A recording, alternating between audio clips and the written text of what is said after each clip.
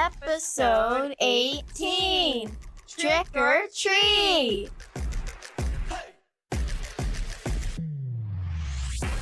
Welcome back to Kid Pack. I'm Sarah. And I'm Jack. We have a super spooky, fun episode today for you. But first, how did you do with last week's challenge? It was to go for a walk or ride a bike. Jack and I love to walk together and pick up garbage on our street. It's just nice to spend that peaceful time together and make the world a cleaner place. I'm still baffled at how much people litter. We can do this every week because every week there is new litter to pick up. I think I'm having deja vu. I think I've had to say this before, but enough about trash. Let's get on with the show. Let's get started, my fellow ghoulies and ghosties. On today's episode, we'll be diving into a spooktacular world of Halloween, an American holiday that is famous for its spine-tingling thrills and creepy chills. Get ready to learn about jack-o'-lanterns, candy, costumes, and all the eerie traditions that make this holiday so frighteningly fun. So grab a comfy blanket, maybe some candy corn to munch on, and get ready to learn all about one of America's favorite holidays. Riddle time! For our Halloween episode today, we have a Halloween riddle for you. Today's riddle is... What's a skeleton's favorite food? Stay tuned for the answer. Halloween Trivia! We're going to dive headfirst into the world of Halloween with some multiple choice trivia. Let's see how much you already know about Halloween. Play along at home. All right, here we go. In Alabama, it is illegal to dress up as a police officer, a nun, or a clown. I think it would be illegal to dress up as a police officer for legal reasons. That makes sense to me, but okay, so the answer is a nun. Also, a priest costume is illegal there, and if you're caught dressed up as these religious figures, you may be charged a $500 fine as well as a year in prison. For buying a costume that probably costed like what, $30? Probably. You have to pay a fine of a year in prison, and $500? Yeah, so it's not worth it, is it? Number 2, Count Dracula was not the famous vampire's original name.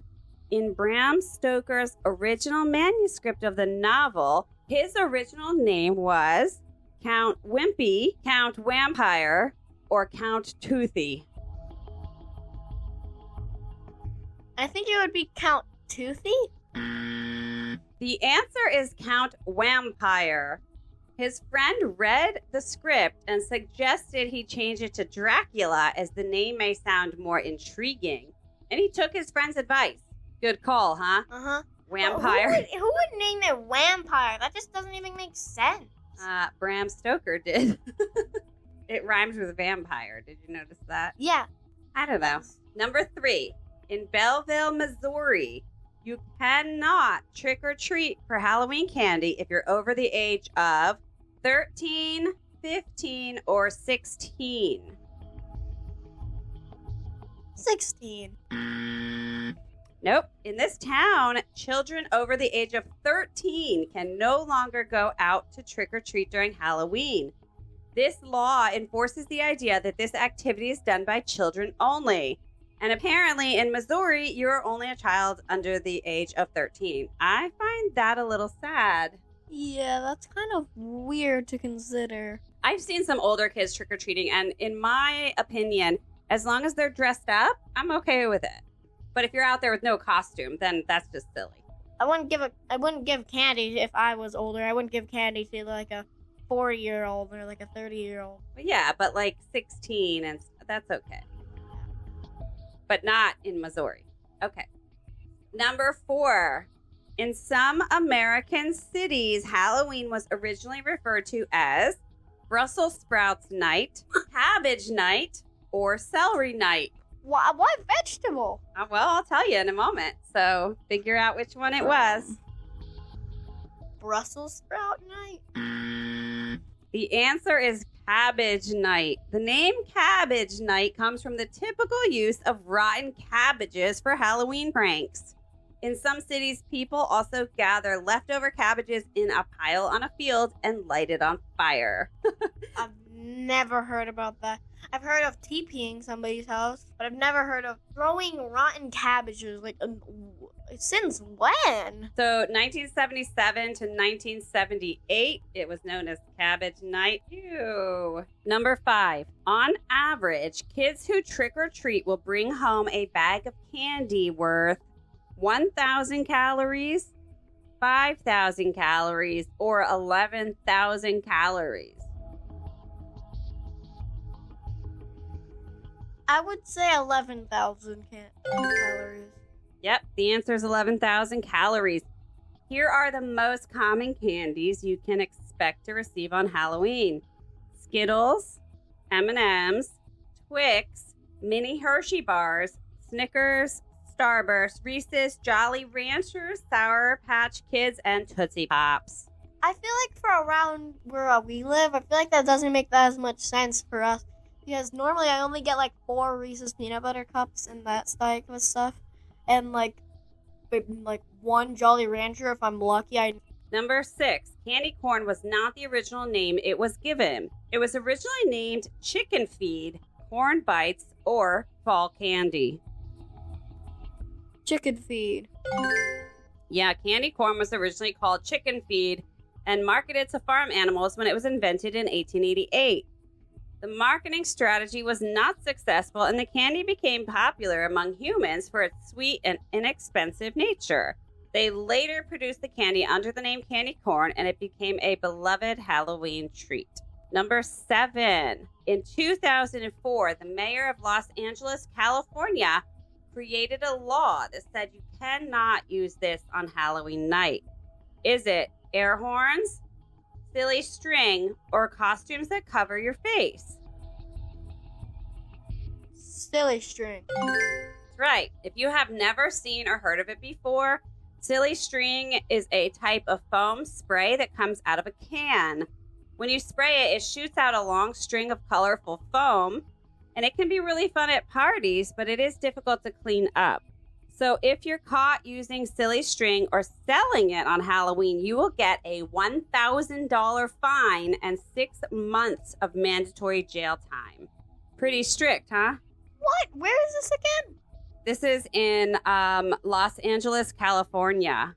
That just makes no sense. You can use it the day after, just not on Halloween. Number 8. The birthplace of Halloween is said to be the United States, Ireland, or Australia. I think it's the United States. Ireland is actually believed to be the birthplace of the Halloween tradition.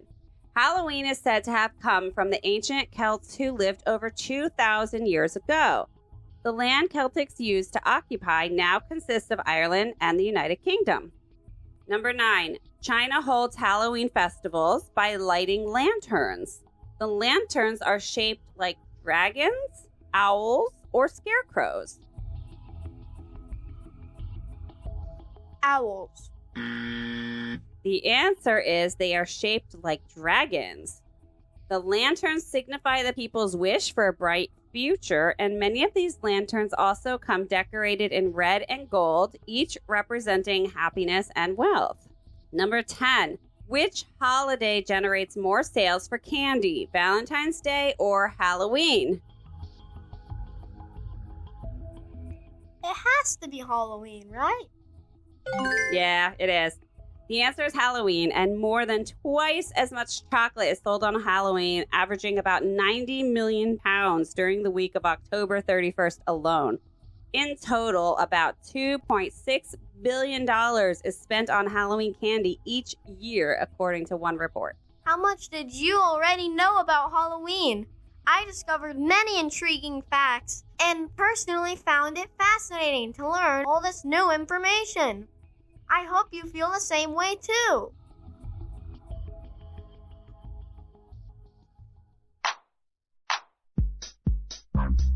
Halloween superstitions.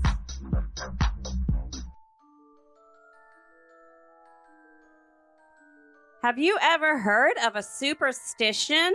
A superstition is something that people believe in, but isn't necessarily true. For example, some people believe if you break a mirror, you'll have 7 years of bad luck. Or they might believe that if a black cat crosses your path, you will have bad luck. These are just a couple of examples of superstitions. And not all superstitions are bad either. Some are believed to bring good luck. That's right, and no other holiday in the world has as many superstitions associated with it as Halloween. So today, we're going to look at some of the most popular superstitions and learn where they came from. Number 1, black cats being bad luck.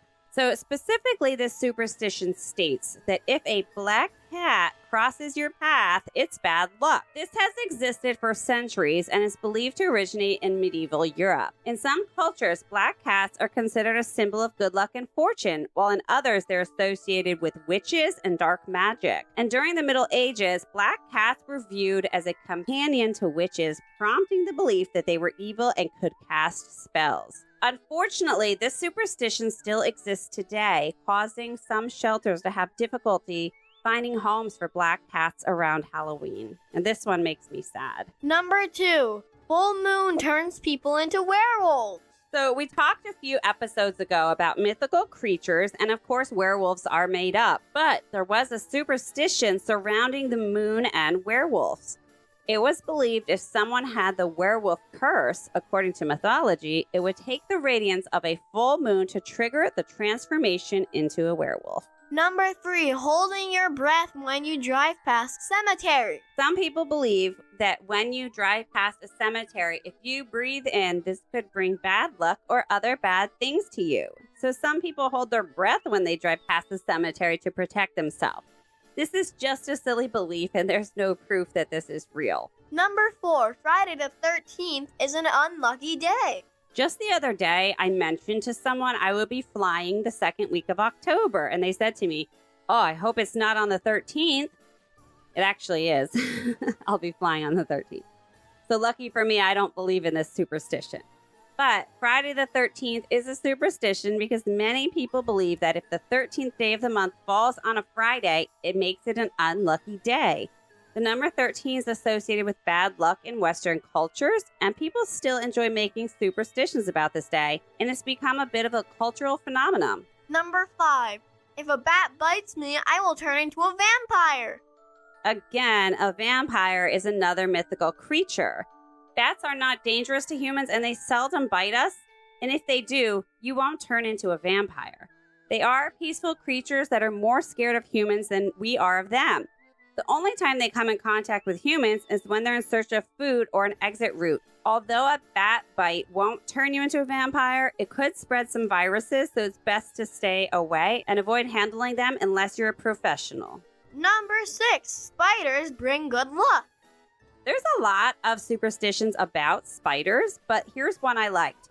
It's generally believed among superstitious people that seeing a white spider is especially lucky. Changes for the better will occur, and an increase of wealth is headed your way. Number 7, trick-or-treating in a costume tricks the ghost.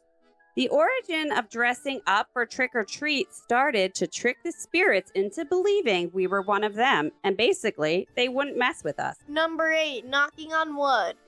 In many cultures, it's a common superstition for people to knock their knuckles on a piece of wood to bring themselves good fortune or ward off bad luck. It's common to do this when you say something you don't want to jinx. Like if I say out loud, "Our family hasn't been sick all year," I might say, "Oops," knock on wood to prevent it from happening. Number 9, walking under a ladder is bad luck. The superstition associated with walking under a ladder is that it will bring you bad luck. There's no definite proof that walking under a ladder brings bad luck, But the superstition has been around for centuries and is widely believed in many cultures. Walking under a ladder can actually be dangerous, as a person could accidentally bump into the ladder and cause it to fall, which could result in injury or property damage. And this may be the more practical reason why the superstition developed. Number 10. Itchy palms means money is coming your way. So, no matter how you look at it, this is a good superstition. Some say that if your palm itches, it means there will be money in your future.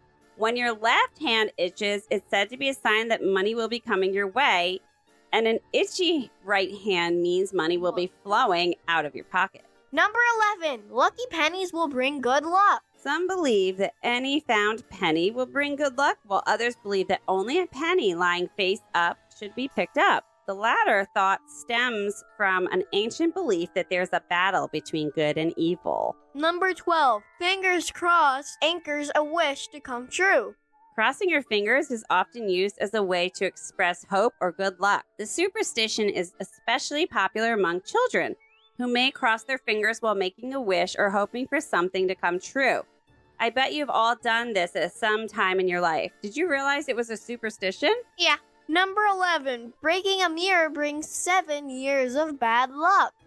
Yeah, breaking a mirror is considered a sign of bad luck and is believed to bring 7 years of misfortune by many people today. The origin of this superstition is unclear, but can be traced back to ancient Greek and Roman times, where mirrors held a mystical quality and were used in fortune telling. The superstition may stem from the belief that breaking a mirror causes harm to one's reflection and self-image. And additionally, the breaking of a mirror may have been considered a serious financial loss in times where glass was rare. But don't worry, if you break a mirror, there's a superstition to reverse the bad luck. Spin in circle 3 times counterclockwise. But superstition says be careful not to do this unless you've just broken a mirror, as doing so on its own actually brings you bad luck. Number 14. Opening an umbrella indoors is bad luck. Have you ever been told not to open that umbrella indoors? Well, that's because legend has it that ancient Egyptians believed that opening an umbrella indoors or away from the sun was a disrespectful act that would anger the sun god, who would then take out his anger on everyone in the house in which the umbrella had been opened. Interesting, huh? Yeah. Number 15. 4-leaf clovers bring good luck. So the chances of finding a 4-leaf clover is 1 in 10,000. That's a very slim chance of actually finding one. The 4-leaf clover is a symbol of good luck in Irish culture. People believe that the leaves on a 4-leaf clover stand for hope, faith, love, and good luck. And a long time ago, some people thought if they had a 4-leaf clover, they could see fairies. Some people still think if they carry a 4-leaf clover, it will protect them from evil and bring them good luck. But the clover only works if it's kept hidden and never given to someone else. So it's important to remember that superstitions are just beliefs, and they aren't always based on evidence. It's up to you whether or not you believe in them. I sure did enjoy learning all about their history, and I hope you did too.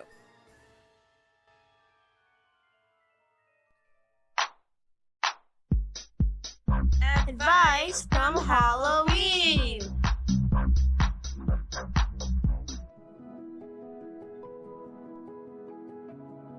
If Halloween were a person, here's the advice it might give to kids that they could use in their everyday lives. Number 1. Don't be afraid to be yourself. Halloween is all about dressing up in costumes and being whoever you want to be, so don't be afraid to express yourself. Number 2. Be creative. Use your imagination to come up with new ideas and ways of doing things. Halloween's the perfect time to let your creativity shine. Number 3. Don't judge people by their appearance. Halloween's a time when people dress up in scary and sometimes over-the-top costumes. But it's important to remember you can't judge a book by its cover. Number 4. Have fun and be silly. Life is too short to be serious all the time, so don't be afraid to be silly and have fun. Number 5. Stay safe. When you go trick-or-treating or attend Halloween events, make sure you stay safe by following the rules and guidelines and staying with a group of friends or family members. Rise to the challenge. Are you ready for your weekly self-improvement challenges? Each week we give you 2 challenges because we're always working on being the best humans we can be. This week, your first challenge is to ask a family member about their favorite Halloween memory. Now for your second challenge. This week, your mantra is... I am proud of myself. The phrase I'm proud of myself is a mantra you can use to remind yourself of all the great things you have accomplished. It means feeling good about yourself for doing something well or achieving a goal that you set for yourself. By repeating this mantra, you're acknowledging your hard work and accomplishments and reinforcing your self-confidence. It's important to be proud of yourself because it helps you feel good and encourages you to keep pushing yourself to be your best. Remember, you don't have to compare yourself to others, as everyone has different abilities. Be kind to yourself and don't be afraid to celebrate your accomplishments, big or small. We think this is going to make your week a little better. Riddle time!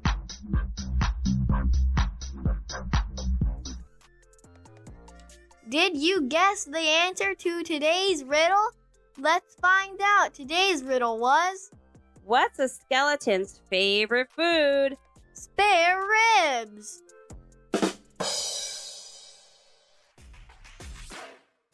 We hope you all had a spooktacular time with us learning all about this amazing holiday called Halloween. We had a blast and hope you did too. If you enjoyed this podcast, share it with your friends and come back next week for another brand new episode. Next week is going to be a special episode with spooky stories, so be prepared to get spooked. Remember to be kind, helpful, and respectful to everyone you meet. Don't forget to keep learning and having fun. See you next week, but until then, keep being awesome. See you later, alligator. We'll leave it at that, baby bat.